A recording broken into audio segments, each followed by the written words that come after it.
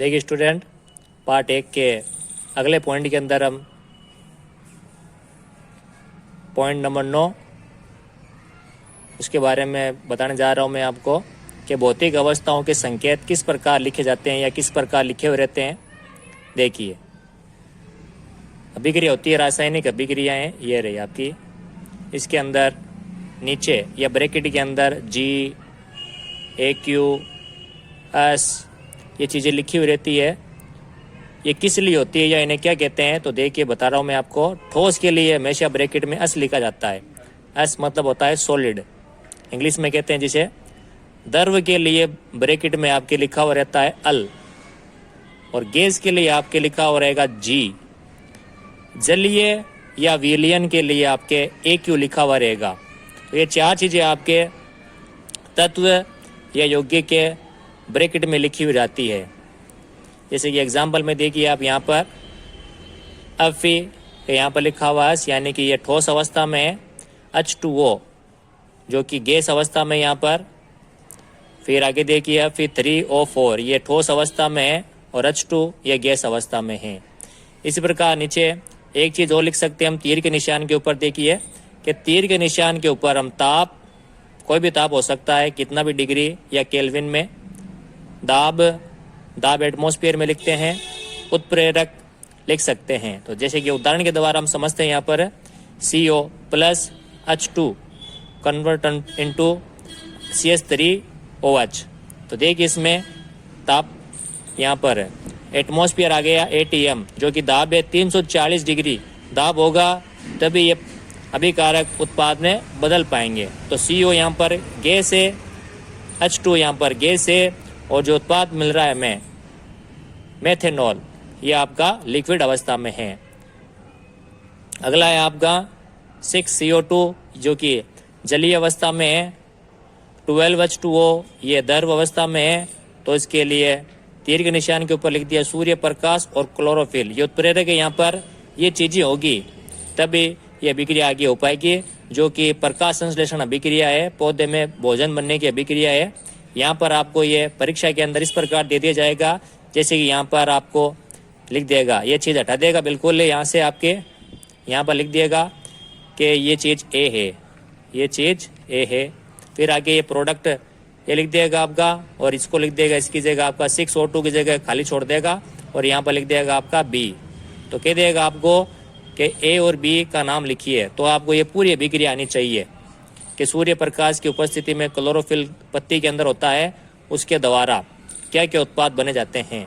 तो यहाँ पर ये हो गया आपका कार्बोहाइड्रेट जो कि स्टार्च के अंदर रहता है, भोजन रहता है, CO2 प्लस H2O। तो यहाँ पर ये जलीय अवस्था में है, ये भी जलीय अवस्था में है, और ये लिक्विड अवस्था में है, पानी। नेक्स्ट देखते हैं हम। अब यहाँ पर दिखाया जा रहा है आपको रासायनिक अभिक्रियाओं के प्रकार। तो यहाँ पर हम 5 प्रकार की रासायनिक अभिक्रिया देखेंगे। सबसे पहली है संयोजन अभिक्रिया। तो इसके अंदर मैं आपको शॉर्ट ट्रिक बता रहा हूँ। देखिए दोस्तों, ऐसी रासायनिक अभिक्रिया जिसमें ये हर अभिक्रिया में लिखना आपको 2-3 अभिक्रिया है, उसके अंदर ये फिक्स चीज लिखनी है आपको। फिर आगे क्या कह रहा है, इसके अंदर साफ कह रहा है संयोजन। संयोजन का मतलब होता है आपका जुड़ना। संयोजन का मतलब होता है जुड़ना, यानी प्लस करना है आपको। देखिए अब आगे इसको मैं क्या समझा रहा हूँ आपको, कि जिसमें 2 या 2 से अधिक अभिकारक मिलकर एक ही उत्पाद का निर्माण करते हों, यानी 2 चीजें होगी आपके पास में। जैसे कि यहाँ पर दे रखा है, एक तो हो गया कार्बन, दूसरा हो गया ऑक्सीजन। तो 1 + 1 ये हो गए आपके 2 मिलकर केवल एक ही चीज का निर्माण कर रहे हैं, CO2 जो कि गैस है आपके। तो इसको आपको इस प्रकार भी पूछ सकता है कि कोयले का दहन की अभिक्रिया लिखिए, 1 नंबर में पूछ सकता है 10th क्लास में। दूसरी अभिक्रिया है आपके पास में 2H2 + O2 convert into 2H2O, जल का निर्माण। तो ये भी दे सकता है कि जल के निर्माण की अभिक्रिया दीजिए। तो यहाँ पर ध्यान से देखना। देखिए दूसरी अभिक्रिया है वियोजन अभिक्रिया, जिसे अपघटन अभिक्रिया भी कहते हैं अपन। वियोजन का मतलब होता है टूटना, वियोजन का मतलब होता है टूटना। अपघटन का मतलब भी यही होता है। तो आप दोनों में से कोई भी एक अभिक्रिया दे सकता है वहाँ पर इस नाम से। तो इसको देखिए कैसे याद करते हैं, ध्यान से सुनिएगा। ऐसी रासायनिक अभिक्रिया जिसमें यह चीज सेम है पहले वाले में से ही, एक अभिकारक टूटकर, दे दें यहाँ पर टूटकर, दो या दो से अधिक उत्पाद बनाता है। यानी कि एक चीज टूटेगी आपकी और उसे कम से कम दो चीजें बनेगी, दो से अधिक भी हो सकती है लेकिन दो जरूर बनेगी। उसे क्या कहते हैं? वियोजन अभिक्रिया या अपघटन अभिक्रिया। उदाहरण देखिए, यहाँ पर उदाहरण में दे रखा है फेरस सल्फेट FeSO4, FeSO4 जो कि एक ही है आपका, ऊष्मा के कारण ये टूट रहा है और टूटने के बाद में इसके 3 उत्पाद बन रहे हैं। तो ये पहले सबसे पहले हमने एक ही चीज ली थी यहाँ पर, और अभिक्रिया होने के बाद में इसके तीन उत्पाद मिल रहे हैं, तो इसलिए ये वियोजन अभिक्रिया है आपकी।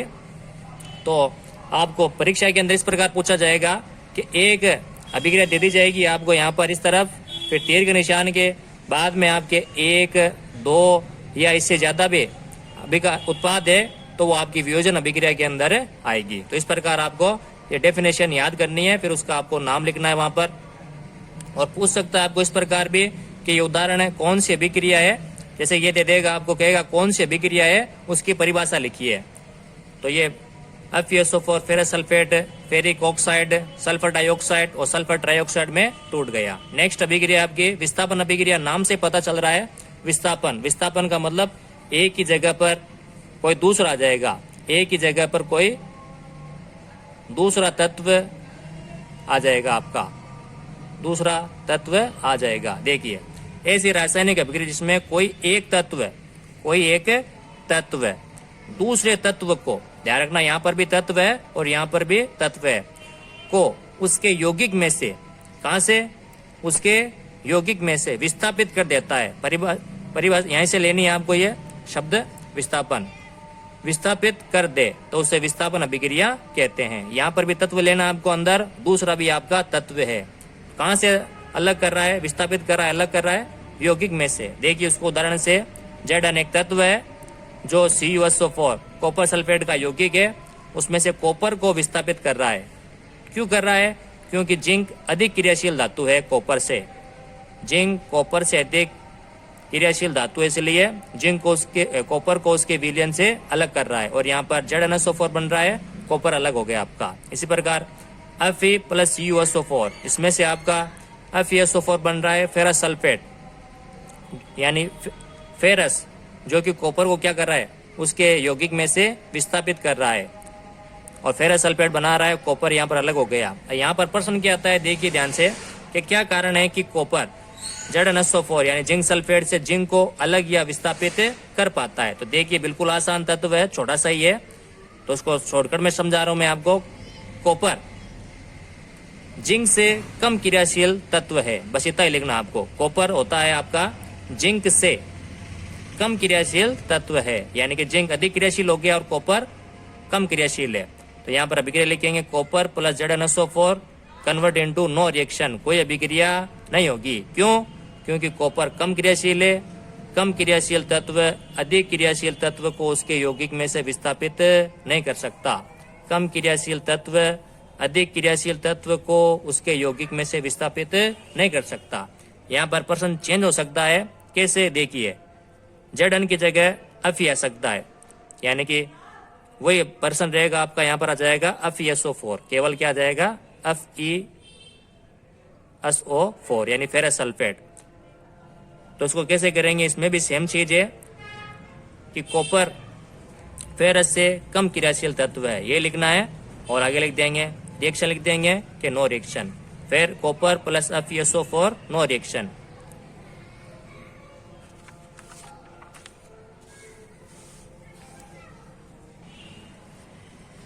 देखिए अगली परिभाषा है आपकी द्विविस्थापन अभिक्रिया।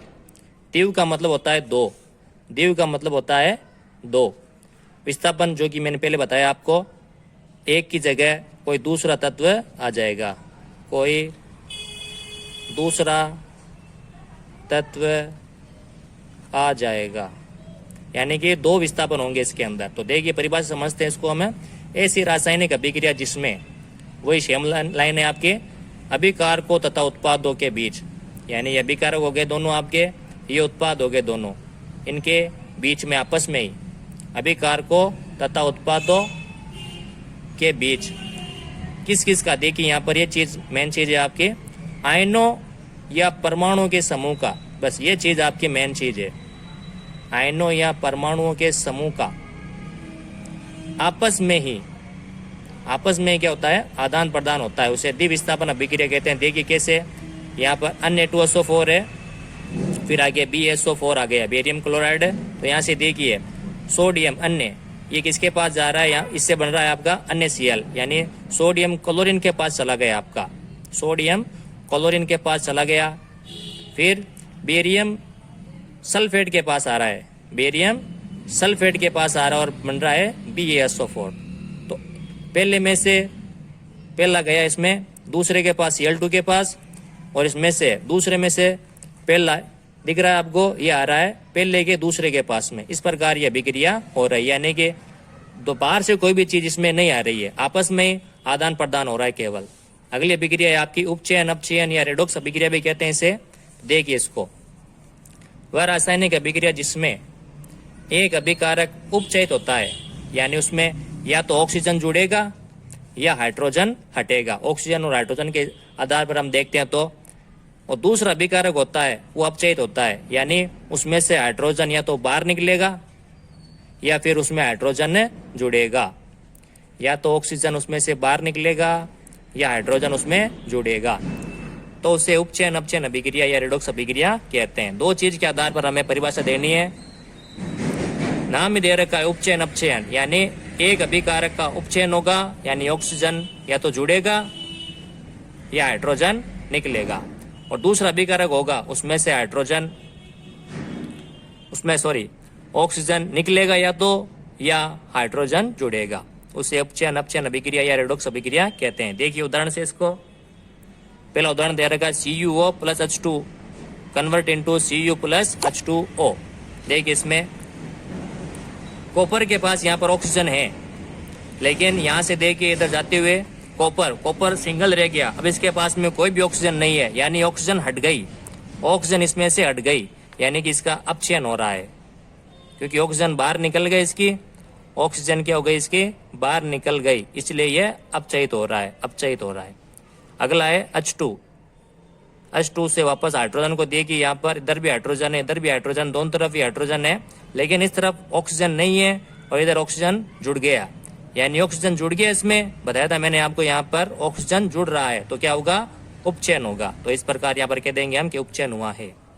इसी प्रकार दो उदाहरण और देखते हैं हम यहाँ पर।